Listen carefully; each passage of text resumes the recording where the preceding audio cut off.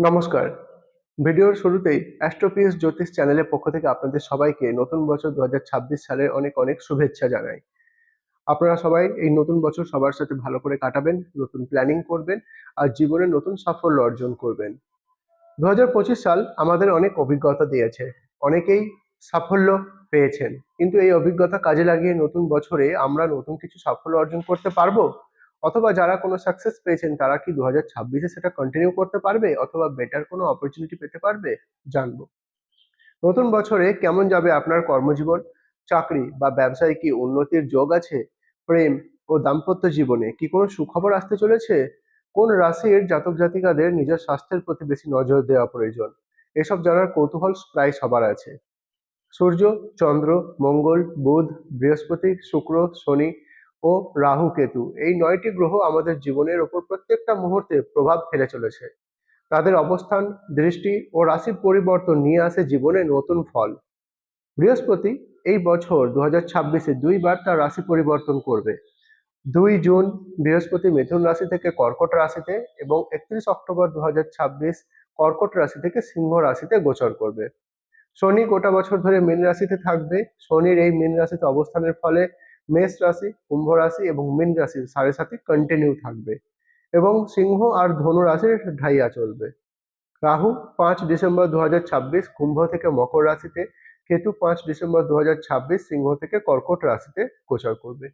এসব গ্রহের রাশি পরিবর্তনের ফলে কি হবে এবং নতুন বছর কেমন কাটবে এটা জানার জন্য ভিডিওটা শেষ পর্যন্ত অবশ্যই দেখবেন। আর যদি এখনো অ্যাস্ট্রোপিউস চ্যানেলটি সাবস্ক্রাইব করেননি তাহলে এখনই সাবস্ক্রাইব করুন, পাশে দেওয়া বেল আইকনটি ক্লিক করুন যাতে নতুন ভিডিও এলে সবার আগে আপডেট আপনার কাছে পৌঁছে যায়। লাইক ও কমেন্ট করে আমাদের মোটিভেট করবেন। চলুন দেখি এই নতুন বছর ২০২৬ সাল মেষ রাশি থেকে মীন রাশি ১২টা রাশির জন্য কেমন কাটবে। কেমন যাবে ২০২৬ সাল মিথুন রাশির জন্য? চলুন দেখি। ২০২৬ সাল মিথুন রাশির জাতক জাতিকাদের জন্য অত্যন্ত গুরুত্বপূর্ণ এবং পরিবর্তনের একটি বছর হতে চলেছে। বিশেষ করে বছরের দ্বিতীয় ভাগে বৃহস্পতির অবস্থান পরিবর্তনের ফলে আপনার ভাগ্য এবং আর্থিক অবস্থার উন্নতি হবে এবং ইতিবাচক মোড় আসতে পারে। গ্রহের অবস্থান স্ক্রিনে দেওয়া ছকে আপনি দেখতে পাচ্ছেন মিথুন রাশি।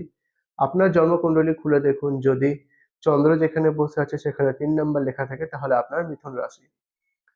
বৃহস্পতি ২ জুন ২০২৬ পর্যন্ত বৃহস্পতি আপনার রাশি বা প্রথম ভাগে অবস্থান করবে। এরপরে এটি আপনার দ্বিতীয় ভাগে কর্কট রাশিতে প্রবেশ করবে এবং সেখানে উচ্চস্থ হবে। এটি আপনার আর্থিক বৃদ্ধিতে বড় ভূমিকা রাখবে। শনি সারা বছর শনিদেব আপনার দশম ঘরে মীন রাশিতে বিরাজ করবে, যা আপনাকে কর্মক্ষেত্রে কঠোর পরিশ্রম করার ইঙ্গিত দিচ্ছে। রাহু কেতু বছরের বড় অংশ জুড়ে রাহু আপনার নবম ভাগে এবং কেতু আপনার তৃতীয় ভাগে অবস্থান করবে, যা বিদেশ ভ্রমণ বা দূরপাল্লা ভ্রমণে আপনাকে সাপোর্ট করবে। বছরের শেষের দিকে রাহু কুম্ভ থেকে মকর রাশিতে এবং কেতু সিংহ থেকে কর্কট রাশিতে ট্রানজিট করবে ৫ ডিসেম্বর ২০২৬-এ। শুক্র গ্রহ ধনু রাশি থেকে মকর রাশিতে ১৩ই জানুয়ারি এবং সূর্য ধনু রাশি থেকে মকর রাশিতে ১৪ই জানুয়ারি গোচর করবে। সূর্যের এই মকর রাশিতে গোচরের ফলে ১৪ই জানুয়ারি মকর সংক্রান্তি থাকবে। মঙ্গল ধনু রাশি থেকে মকর রাশি ১৬ জানুয়ারি এবং বুধ ধনু রাশি থেকে মকর রাশি ১৭ই জানুয়ারি গোচর করবে। স্বাস্থ্য স্বাস্থ্যের দিকটা বছরে মিশ্র ফল প্রদান করবে। বৃহস্পতি লগ্নে থাকার কারণে আপনার হজম শক্তি এবং ওজন বৃদ্ধি পেতে পারে। শনির প্রভাবে কোমর, হাঁটু বা নার্ভের সমস্যায় মাঝে মাঝে আপনি ভুগতে পারেন, এই ব্যাপারে নজর দেবেন। অনিয়ন্ত্রিত খাদ্যাভ্যাস বর্জন করবেন। সকালে কিছুক্ষণ হাঁটা, মর্নিং ওয়াকের চেষ্টা করবেন। কেরিয়ার কর্মক্ষেত্রে আপনার দায়িত্ব বাড়বে। শনি দশম ঘরে থাকায় সহকর্মীদের সাথে কিছুটা প্রতিযোগিতামূলক কাজের পরিবেশ তৈরি হতে পারে, বলা যেতে পারে আপনার সঙ্গে আপনার সহকর্মীদের মধ্যে কাজের ক্ষেত্রে কিছুটা রেষারেষি থাকবে। তবে আপনার সততা, নিষ্ঠা উচ্চপদস্থ কর্মীদের দৃষ্টি আকর্ষণ করবে। জুন মাসের পর চাকরিতে পদোন্নতি, ইনক্রিমেন্ট, প্রমোশন পাওয়ার সম্ভাবনা, বড় কোনো দায়িত্ব পাওয়ার প্রবল সম্ভাবনা আছে। ব্যবসায়ীদের জন্য ২০২৬ সালটি নতুন করে চুক্তির জন্য ভালো। বিশেষ করে যারা টেকনোলজি, লেখালেখি বা মিডিয়া সংক্রান্ত কাজ করেন তাদের জন্য বছরটি মিশ্র ফল প্রদান করবে এবং বছরের দ্বিতীয় ভাগটা বেশি ভালো হবে। শেয়ার মার্কেট অথবা পার্টনারশিপ ব্যবসায় জুনের পরে লাভের আশা থাকবে। শিক্ষা শিক্ষার্থীদের জন্য এই বছরটি অত্যন্ত শুভ। বিশেষ করে বছরের শুরুতে বৃহস্পতির প্রভাবে উচ্চশিক্ষার সুযোগ আসবে। যারা কম্পিটিটিভ পরীক্ষার জন্য প্রস্তুতি নিচ্ছেন তাদের জন্য মে জুন মাসের পরবর্তী সময়টা বেশি ভালো সাফল্য নিয়ে আসতে চলেছে। কনসেন্ট্রেশন এবং ফোকাস আরো বেশি বাড়াতে হবে। প্রেম অথবা দাম্পত্য জীবন, 2026 সাল আপনার প্রেম জীবনে মিষ্টতা বজায় থাকবে। অবিবাহিতদের জন্য বছরের মাঝামাঝি সময়ে বিয়ের যোগাযোগ হতে পারে। নতুন বিয়ের সম্বন্ধ আসতে পারে।